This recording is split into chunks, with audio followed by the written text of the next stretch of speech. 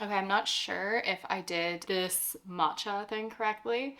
I went out this morning and bought a whisk because everything on the internet told me I cannot make it with a fork, but it tastes pretty good. I'm pretty pleased with my first matcha attempt. But if you haven't been here before, welcome to my channel. My name is Steph. I talk about books, reading and writing them. Today's video is going to be just me yapping about all the books that I read in September. I read 1, 2, 3, 4, 5, 6, 7 books plus one DNF plus the entire series of unfortunate events. Okay, I'll talk about these at the end really briefly because I have a full spoiler reading vlog of the entire series. Yeah, I have a lot of feelings and thoughts about this. But the first book that I actually want to talk about was such a surprise. That is Love of My Afterlife. I started listening to this on audio from my library and I listened to the first like 2 or 3 minutes of it and I just thought like, oh, I don't know if I'm really in the mood for this or if I really like it. It was very kind of quirky humor. Like in the beginning, I would say it felt almost like Dead Like Me, that TV show where we're following a British woman named Delphi. She dies by choking on a hamburger, I think. And she goes up to this sort of like heavenly place. It's in like a laundromat. And while she's there, she meets her soulmate. She like bumps into him and then he turns out that he wasn't actually dead. He was just there because he had a concussion. And then he gets sent back and she's like, oh no, I have been alive for X amount of years and I just met my soulmate and now I'm dead and he's alive. And so she makes a deal with like a clerical type of person in heaven that if she can find her soulmate within like 2 weeks, she can live. She gets to like stay alive forever. So she gets sent back to her normal life, which is kind of lonely. It's very Bridget Jones-esque, like the humor and then like Delphi as a main character herself. She's very sort of insecure and like has a very kind of amusing inner monologue and social anxiety, but a lot of like very heartfelt relationships with like her neighbor that lives upstairs and is an elderly man and needs a little bit of extra care, and a bit of an antagonistic relationship with this, is he a programmer or something? I think he does something kind of like techie with computers that ends up helping her a little bit along the way of like trying to find her soulmate. But yeah, what happened was I started listening to it and my hold actually expired at the library before I went back to it. And then like literally 2 days after it expired, Brooklyn at Brooklyn's Library posted on her Instagram that like, has anybody read this? Like, I'm enjoying it so much. And she was at like the 90 something percent mark. And I just thought like, oh shit. Like, I haven't heard anybody else talking about it, which was part of the reason that I kind of let my hold lapse. So I took it out again and I actually finished it this time and I really, really enjoyed it. So I think even if you aren't clicking completely with the first part and it seems a little bit silly or like not like it might be your vibe, it does shift a little bit and develop once she's kind of like spit back into her regular life. It was so funny and cute. I did not predict the ending at all, which is kind of a nice surprise for me with like rom-coms. I kind of just assume that I'm going for the ride and that like nothing is going to be new necessarily. I was just so shocked, and I'm not usually a crier, but I did have a little bit of a single tear fall. And yeah, this was a really, really good rom-com if you're looking for something that is kind of quirky, early odds Bridget Jones humor. And yeah, just a romp. It was silly fun, but had just enough like feeling and sentiment that it wasn't too silly or fun. Does that make sense? The next book that I read was The Dubliners by James Joyce. So this one I read on audio as well. And I liked it a lot for an audiobook because it was an easy kind of slice of life short stories that were written in turn of the century Ireland, I want to say. And so you're kind of just getting like a little glimpse into these people's lives. And I actually picked this up because I went down a rabbit hole of discovering that Hozier, who's like one of my favorite musicians, did a bunch of like live readings on Instagram that I totally missed out on. And one of the things that he read was a short story from the Dubliners. And I just found that it was like a really lovely thing to listen to, and you don't have to think too hard about it. You don't have to have a lot of additional historical context to enjoy it. It was just a nice, chill thing to listen to. My favorite out of the short stories was probably Araby and The Dead. Those are pretty popular ones. There were some really nice surprises. There were a lot of Canadian characters in this book. At least I definitely took note of at least two, which was more than what shows up in most books. So I enjoyed it a lot. Yeah, I don't have a whole lot else to say. I'm curious about reading other books by James Joyce, but I realized that I think if I want to dive into some of those, I might need to make a little bit more effort to actually physically read them and like know some of the context around the books and the interpretation and what's all going on. Yeah, if you've read anything else by James Joyce and you have any suggestions for me on like where to start and like how to go about it, let me know, because I'm a little bit intimidated even though I had a really good experience with Dubliners. Okay, the next book that I want to talk about is called Mask of Flies. This is a horror and strange book. So by the book description, you would think that we were getting like a thriller slash horror about a bank robber, because the book begins with a woman who has robbed a bank and the sort of heist went sideways. They kind of got caught, somebody ratted them out, her friend got shot, and so she is kind of on the run and like looking for a safe place. She takes her friend and a police officer that she kidnapped, kind of spur of the moment, to this mountain cabin where she grew up with her mother, and her mother ended up dying by some mysterious, scary thing in the woods. That is like the premise that you start with, and that's where I thought the book was going to be about, but it got crazy. It got really crazy. It was good, but I also have a note from my past self while I was reading it that says, oh my god, I checked at 60% and it's still going. The book kind of morphs at a certain point where it becomes very much about like supernatural stuff and like cults, and it was just kind of crazy. There's so much that was almost overwhelming because it was also really fast paced, which made it kind of a fun read, I guess. I don't know. It was okay. Like I enjoyed it, but there was nothing about it that specifically hit for me that is going to probably stick with me longer. Oh, except the thing I did learn from this book is that you can rob a vet for medical supplies if you're on the run, because usually it is not under as much security as like a medical office, like a doctor or a hospital would be. And I thought that was really smart. So that's Mask of Flies. Okay, the next book I have to chat to you about was one of my most anticipated releases of the year. I am absolutely obsessed with Discovery of Witches, that whole world. So my friend, who is also obsessed with it, she and her boyfriend got me a really lovely copy when they went and met Deb Harkness of the sixth book. Yes, the sixth book in the series. It's kind of like a spin-off revisiting Diana after the main series has ended, so you definitely need to have read the main series to read this book. I think that's really lovely copy, and it's signed. See? Oh, it's signed, and we have a little feather. But anyway, as I said, Blackbird Oracle is revisiting the characters of the main series. So we're following Diana again. Now her two children, her two twins, are, how old are they? Like 7-ish?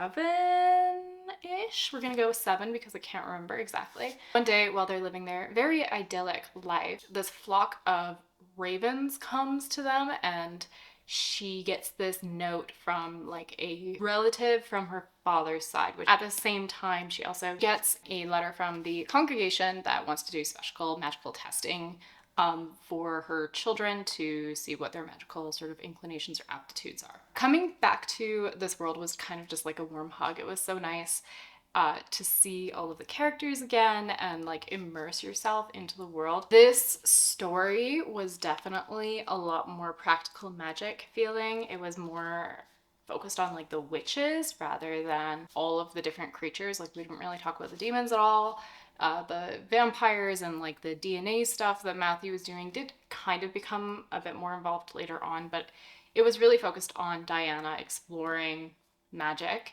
I appreciated that the story stayed focused a lot more on Diana's experiences, because often when you're following a character, when they're like a spin-off and the character has become a parent now, we're focused like really heavily on the children or the experience of being a mother. And those experiences were there, but they were integrated within the story, and the focus of the arc stays on Diana. But I will say that this definitely felt a lot lower stakes for a lot of the book, because I felt like the conflict really only ramped up towards the last half. Like, we had a little bit of a moment where there was a lot of tension in the beginning, and then it kind of, I don't want to say that it sagged, but it was leaning cozy. And then the ending was very open. So I'm not sure where we're going from here, because I don't think that there was like a full resolution. So I'm curious. I've heard that there are going to be more books, and that my friend who was there at the signing told me that there was, okay, the Deb kind of imagines the world to center around Philip, Matthew's father, and that we might get a book. So that we will probably see more books, but I don't know what that means. But I would really love to see a book from Philip's perspective in like Second World War or something like that. I think that would be so interesting, but I have a feeling that it's going to continue along with Diana and the present day story. Oh yeah, also they have a smut scene in this, and it was very just like out of the blue, Diana and Matthew, where I don't remember it being that explicit in the main series. I was so taken off guard. It was written in a very like flowery 90s way, and it was 11 pages. You know, including the foreplay and everything. I was shocked. It was 11 pages. It was very long. But yeah, if you want to check in on how Diana and Matthew are doing, Blackbird Oracle. Then I did a reread of my favorite romance novel of all time. That is Kulti. I love this book so much, you guys. This is by Mariana Zapata. Her like thing that she does in every book is write incredibly painfully long, slow burns, like painful in the best way. So Kulti is close to 500 pages, and they only get together in like the last 40 pages maybe, and the rest of it is just banter and like, okay, I'll tell you what the book is about first. So we're following Sal. She is a soccer player on a sports team, okay? And she used to really idolize this soccer player that was basically David Beckham, called Kulti, and he has retired and is now going to be her coach. So she's very excited in the beginning. She's like, I'm gonna get like coached by this like person that I have spent my career and my childhood looking up to. And then she actually meets Kulti, and he's incredibly grumpy. He doesn't really participate as a coach. He's really antagonistic and like just seems shut off. Like there's something wrong with him, and she goes through this kind of process of like really losing respect for him and really developing a bit of an antagonistic, like lightly antagonistic relationship with him. But then, you know, out of this sort of antagonism and her confronting him about like, what the hell are you doing, this like incredible friendship kind of blooms, and it's just so good. Like, it's so good. What I love about this book is that it's age gap, but she is 27 and I think he's 42. So it's, you know, not like I turned 18 yesterday and I'm a virgin, and like old dad's friend, like, I will defile you kind of vibe. It's not like that at all. And then like both of the characters, particularly Kulti, are like very aware of the power dynamics that are at play in him being her coach and how that could affect her career. I just thought that it was great. And like the banter is 10 out of 10. It's also first person, but I find that a lot of first person POVs, especially lately and especially in romance, they're kind of written to be a self-insert, and I don't really find that appealing always. Like, that's not what I'm looking for, but Sal has like a really fierce personality, and she's really competent as well. She's a really great soccer player. She's kind of humble but kind of snarky, and I love this book so much. It's not very spicy. There's like maybe 2 scenes at the end. Somebody said to me recently that it's like my 2005 Pride and Prejudice. Like, whenever I need a comfort read, I just pick up Kulti and I feel better inside. I don't know what it says about me that my comfort read is 500 pages of a grumpy German person yelling insults at our main character and yearning. But, you know, it makes me feel happy inside. So thirsty. I read So Thirsty. I did not help myself out very much with notes for this book. I wrote Emily Henry for Spooky Girls, ? And thank you, Rachel Harrison, for not letting me down. So obviously it went really well. We are following Sloane, who is a married woman in her 30s. And she's not necessarily super happy with her life. Husband, for her 37th birthday, I believe, gets her a expensive couple of day vacation package with her best friend.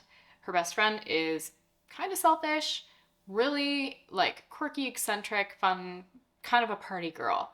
And they haven't seen each other in a while. So they go to this place, they go to a party. It might be a party full of vampires. And she might not need to worry about her aging skin anymore. I don't feel that I can really say a whole lot more about the plot of this book because it's better to just kind of go in and like let it happen to you. I think of Rachel Harrison as kind of cozy horror. Like it's kind of horror. There's like a bit of gore and like always this emphasis on like female friendship and female relationships that I really like, and it's funny. It's really funny. What made this book a little bit different from her others, though, I think was that there is kind of a romance in it. If you've read the short story she has called The Veil, which I read pretty recently, it had a similar kind of vibe to that, where it's kind of like, I don't know if being with this man is the best thing for her, but she might just do it anyway. And he's not necessarily, like, it's not a romance following a romantic from like the romance genre, if that makes sense. There is a relationship. So maybe it's better to say that there is like a romantic relationship. I don't know. But I enjoyed it. I had fun. And there is something a little bit, I had one DNF this month. That is The Push. I picked this up looking for kind of a fun, easy thriller to listen to just kind of finish the month off after I finished reading these guys. So the premise or the story, as far as I got in The Push, is about this woman named Blythe. She had a terrible relationship with her mother, and her mother was just generally quite abusive. So she's always looked forward to that time where she can have a child and be the mother that she never had. Then when she has the child, she doesn't feel the kind of maternal connection that she was expecting to feel with her baby girl, Violet. And she becomes kind of convinced that there is something wrong with her daughter. And this is kind of reinforced when she has a son and she does have that connection with her son. And that's kind of all I know. Got to about the 30% mark, and that's when she had had her first child. And she was definitely, I mean, it seemed like she had sort of a post-baby depression. I can't remember what that's called. And the relationship was definitely impaired, but I just didn't feel any tension. The beginning was great because we started off with her like parked in the driveway of this house with a family inside, and you realize that she is the mother of those children and that her ex-husband is now remarried and found a new partner for some kind of reason. Yeah, it was well written as far as I could tell. I got to the 30% mark. I just wasn't feeling the tension. And some of that, actually, I think a lot of my experience reading this is about me. Like, I really do not tend to feel drawn or care about stories that are really intensively focused on the experience of motherhood. Like, that's not something that I am personally very interested in. I wasn't getting the fun, quick, fast-paced kind of thriller feeling that I was wanting at that time. So not the book for me. So instead, I picked up Malibu Rising by Taylor Jenkins Reid. I guess this is kind of a thriller, literary. It's tense and it's interesting enough that this one was narrated by Julia Whalen, was really tightly paced, and I enjoyed it a lot. This is following 4 siblings who are kind of known for throwing these epic parties. And they live in Malibu, and we're primarily kind of focused on the oldest sister.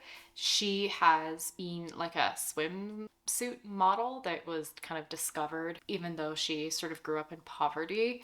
And so her parties have gotten bigger and wilder. And at the start of the book, her husband has left her and she has decided that like the party must go on. And so we're kind of jumping back and forth between present day, the day of the party, and like leading up into the sort of evening where everything sort of explodes and comes to a head. And back in time, where her parents are getting together and getting these insights to all of these secrets that are kind of boiling under the surface of this family's like relationship with each other. And oh, it was set in 1983. Yeah, I don't know. It was just really well done. It was interesting. It was fun. And that is Malibu Rising. The last books that I have to talk about, I don't know if I can pick them up without dropping them, is a series of unfortunate events. So I have been wanting to read the series for a very long time. When I was a child, I read the first two, but for some reason I just didn't go back to them. Yeah, I found them on eBay and they were really cheap and I love them so much. I really think that these books are kind of in some ways similar to Harry Potter in that they begin with a very middle grade young voice, but the story becomes more sophisticated as you go on, and the themes that are being discussed become darker and more complex and nuanced as you go on. I don't usually read middle grade because I feel like when you're reading it as an adult, sometimes you just won't connect with the characters in the same way. But the layers of jokes and like nuance in this series make it so entertaining and probably, I'm assuming, a very different experience as an adult. And my last video was an hour-and-a-half reading vlog. It is full spoilers. You get all of my reactions. There's a lot of feelings and emotions in that video, just with how much love I have for the series. And like, guess, I don't know, I'm gonna just ramble and ramble and ramble and get sappy, but a series of unfortunate events. Esme Squalor is an icon. Count Olaf is freaking awful. Oh, I never told you what it's about. Oops, okay. This series is about 3 children who in the very beginning of the first book are orphaned in a fire. They find out on briny beach one day. Oh, amazing illustrations as well. Let's take a look at that. And the very Victorian-esque kind of illustrations on the front. Anyway, they go to live with Count Olaf. He is like their very first guardian. He is a very terrible, evil, awful man who wants to steal their fortune, and throughout all 13 books is coming up with different ways and schemes to take control of the orphans and take control of their fortune so that he can be a very rich, awful man. All of the adults in this are incredibly stupid. The series is very like witty. It's got a lot of absurdism. It's very gothic. It's so good. Okay, that's what it's about. That is a series of unfortunate events, and that kind of concludes this video. Thank you for watching if you have stuck around to this point. I would love to hear your thoughts if you've read any of these books or if any of these books are on your TBRs coming up in the next little while. Yeah, thanks for sticking around. Thanks for being here. Thanks for listening to me chat. And I will see you again very soon in another video. Bye!